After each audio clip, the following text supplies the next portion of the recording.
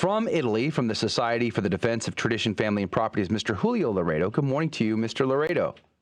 Good morning to you, Joe. Good morning to everybody, and thanks very much for inviting me. Yeah, praise be to God. It's good to see you again. Last time we had you in studio live, so we're grateful to have you back on the program.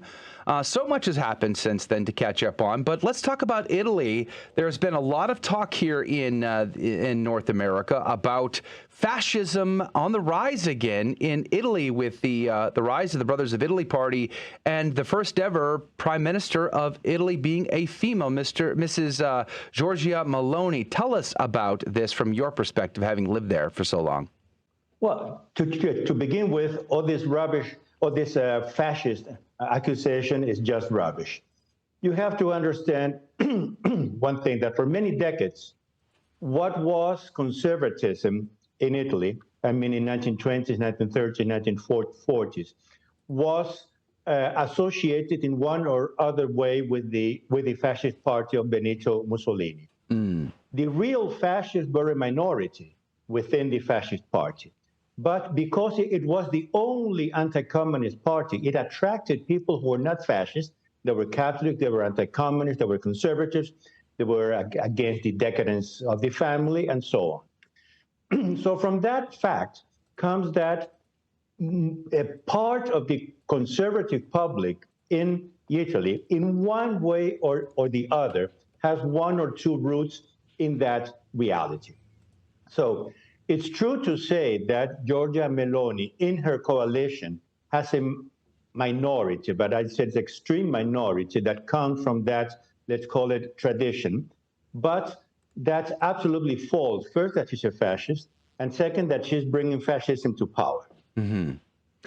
Yeah, I heard this morning, I think it was on, maybe it was Deutsche Welle or maybe it was the BBC, I can't recall, but they even went so far as to say that she herself was an admitted fascist in her youth, in her younger years, I guess coming out of, in her 20s or whatnot. So I don't know if you know much of her background there, but did she ever actually, was she an out-and-out proponent of fascism ever in her life? Now, she was a militant when she was young. She was a militant of the MSI, the Italian social movement, which was the ideal heir to the fascist party. Mm-hmm. But it was a democratic party. It had a very important representation in parliament, and it had done away with all the errors of fascism. As I said, what the MSI did, it assumed the inheritance. It assumed the tradition of anti-communism in Italy.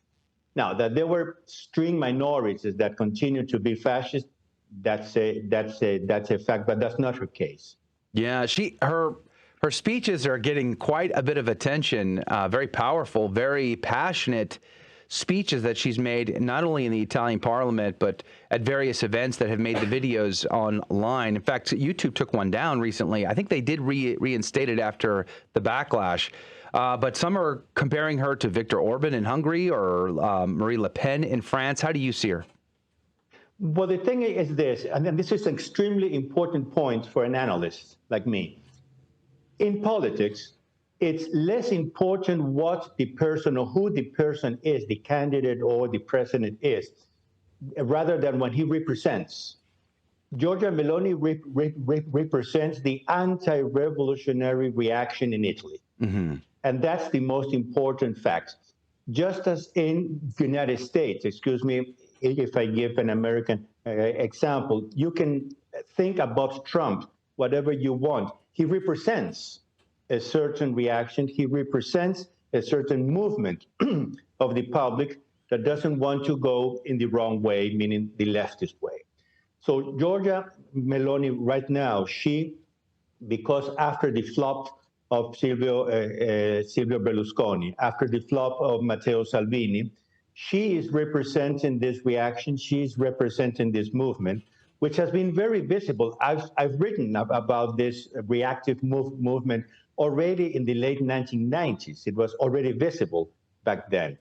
So what we have to do, and the most intelligent and most open analysts and politicians in Europe and in the world, that's what they're doing. So let's stop with all this name calling and see exactly what she's going to do. Because she's not even president. I mean, she hasn't been elected. And this is another point. In Italy, there's a parliamentarian system. What happened is that her coalition got a majority in parliament. Now the president of the state, Sergio Mattarella, will have to convoke her to form a government. Then she will have to submit that government to parliament. And if she manages to have a majority, then she will be named prime minister. Oh, wow. I didn't realize how many more steps there were in that process. But the one thing that really caught my eye whenever her speech, she had mentioned God, homeland, and family. And immediately I was thinking, I don't know the context. I'm not very well read in fascist material. So people were immediately like, her speech is very fascist. I'm like, was that a calling cry of the fascist? I don't know. But what it did sound like to me was, I was like, that sounds like the calling cry of tradition, family, and property. What did you think about that speech that kind of went viral? Look, Dio, Patria, Familia, God, Fatherland, and Family is one of the traditional mottos of the conservatives, of the traditionalists, and not only in Europe, but in Italy, but throughout Europe. Now, that is very similar to tradition, family, and property, and indeed, the organ of the extreme left, called Il Reformista, the reformist, said that Meloni represents tradition, family, and property. Now, I know her personally in the sense that I've spoken with her very quickly a couple of times. There are no institutional contacts between us and her party, and her personally, but there are many friends within her party because, as I said, she has served as a rallying point for so many people who want to react. And that's the important fact. There are even one think tank already opened and another one in the making, so as to give a more traditionalist Catholic content to her party. So if, to the extent that the party strategists, let's call it, will give space for the ideas coming from these think tanks and from Catholic traditionalism or from Catholicism in general, I think that she will do a good government. To the extent that she will open windows to the other side, it will be bad. Already 2 or 3 ministers that have been spoken about are not good. Wow. So many people in the West are like, wow, look at the passion. Look at the look in her eyes when she stares down those who oppose her and lifts up the family, lifts up God, lifts up conservatism and national identity against a globalist agenda. And that is where we had to interrupt you, Mr. Julio Laredo. So if you could pick up right there. I was saying this. There is a process of decadence in Italy, in Europe, in the whole world, in the United States. We all see it. That decadence is not only political, not only economic, but is especially cultural, and therefore moral. And the reaction that has been building up in Italy, in Europe, and in so many other countries in the world expresses itself in the defense of certain values that are being denied, are being destroyed by the left. For example, national identity. Here in Europe, there's a tendency to form the Union of the Soviet European Republics. And that's not my line. This is Vladimir Bukovsky, this famous Russian dissident in the early 2000s. He already said, we are going towards the constitution of the Union of the Soviet European Republics. Well, there's a whole movement that said, no, we are Italian.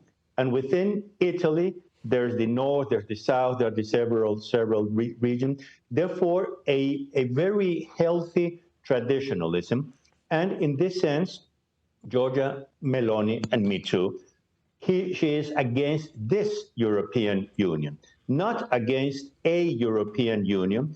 she favors what is called the Europe of nations. That is, a free confederation of nations, each one having its own identity, its own tradition. Second point, the European Union has been extremely laicist meaning lay, attacking religious beliefs, be it Catholic or be it any other, but especially Catholic beliefs. Now, that's part of Christian beliefs in general. Well, that's part of our being European. That's part of our being Western. So she's very much in favor of defending the Christian traditions of Europe. The revolution wants to destroy the family as a natural institution and as a sacrament. Mm-hmm. Well, the family is the foundation of society. It is the foundation for the good well-being, for the well-being of the children, etc., etc. So Giorgia Meloni defends the family because the family, she says, it's what gives us an identity. Mm-hmm. Now, so she's against homosexual quotation marriage, mm-hmm. Against the LGBTQ, et cetera, agenda, because this is all part of the cultural, moral revolution that is devastating our society. Yeah. When it comes to abortion, and this is very important for American public, when it comes to abortion, her position is less clear. Because unfortunately, here in Italy, we have the 194 law approved with the support of the bishops and of the church, with the support of the bishops' conference. It was voted by a Catholic government and signed by a Catholic president, a Catholic prime minister, and 4 Catholic ministers. That's horrible. The only abortion law in the world that was voted by the Catholics and not by the left. Now, it's a restrictive law. It doesn't permit, in paper.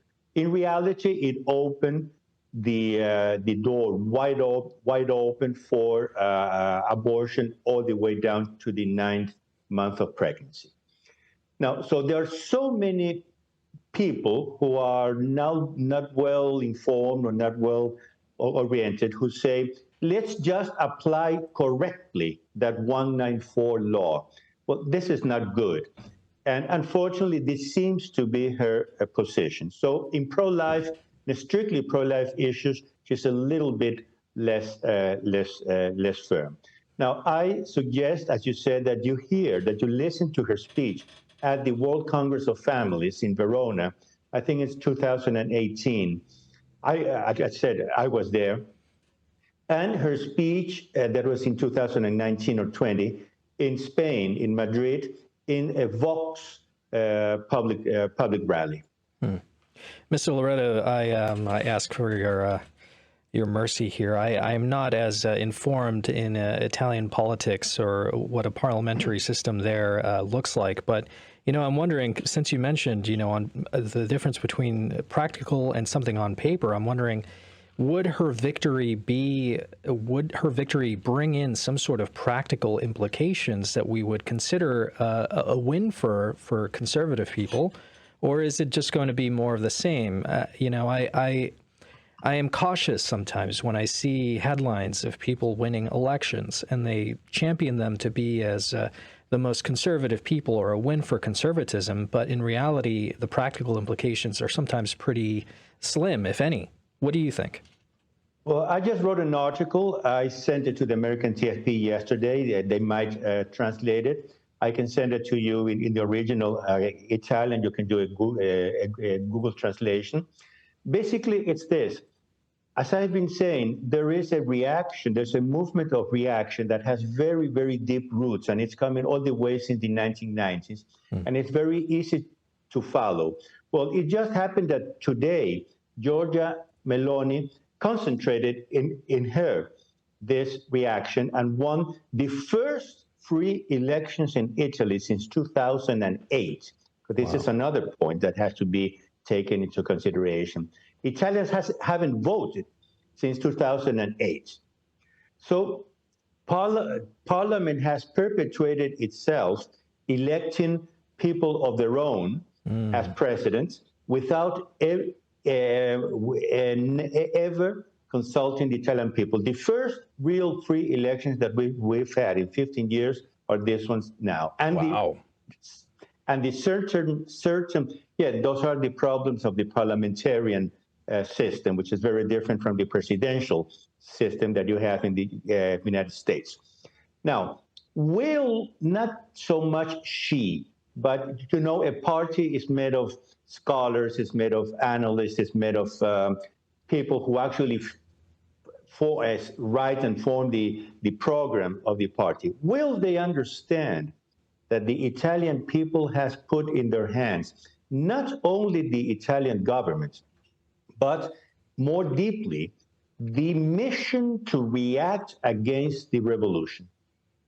The mission to defend the family, defend the national identity, defend the church, defend innocent life, etc., etc. And that's historical mission. Will the party pundits, let's call them like this, the party pundits understand this and make an anti-revolutionary government, or will they fall back on politics as usual? Unfortunately, the first signs have been a little bit mixed. On the one hand, there are very good signs, there are very good promises that have to be then effectuated. And unfortunately, there's much politics as usual, because all the parties are you say, vying, are trying to grab their own bit of the cake.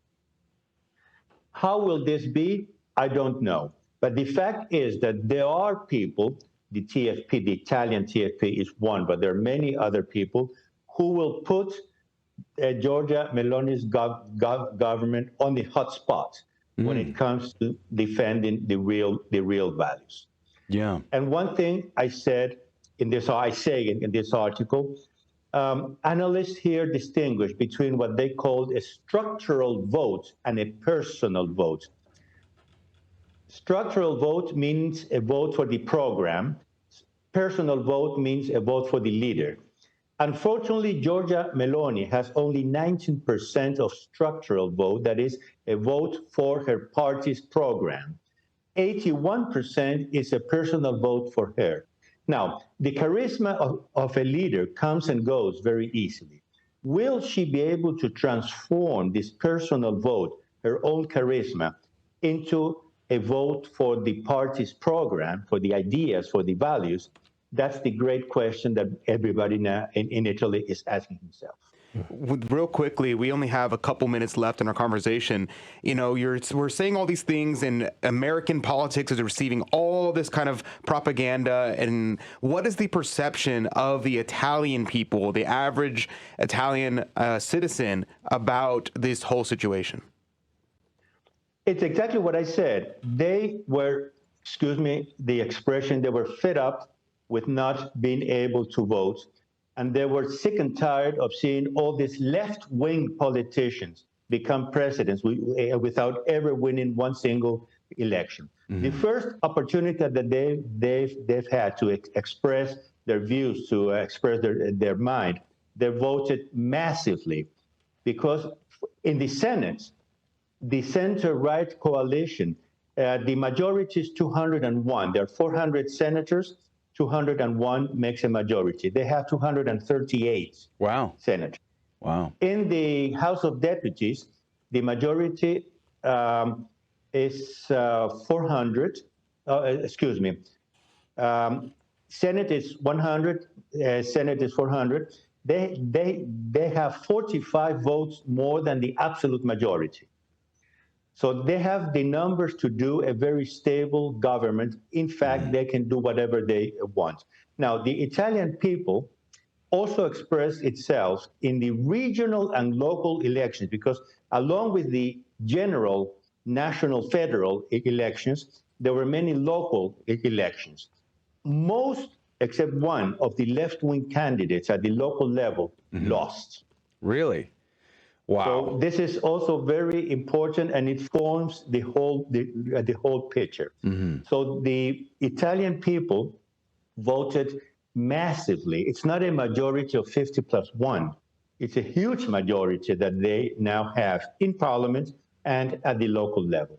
Wow. Well, we are just down to the end of our conversation with Mr. Julio Laredo, Society for the Defense of Tradition, Family, and Property, based out of Italy. We're very grateful for your insight. We'll be watching keenly what happens with Miss Meloni, and hopefully that she changes her heart and her policy positions and her party's position on abortion to align with true Catholic moral teaching. God bless you, Mr. Laredo. Thank you for your time today. God bless you. And again, thank you very much for inviting me. All right. Praise be to God. That's going to do it for hour number one. If you can join us in the second hour, Hector Molina is going to be on to talk about the Sunday Gospel. Otherwise, we'll see you back here tomorrow.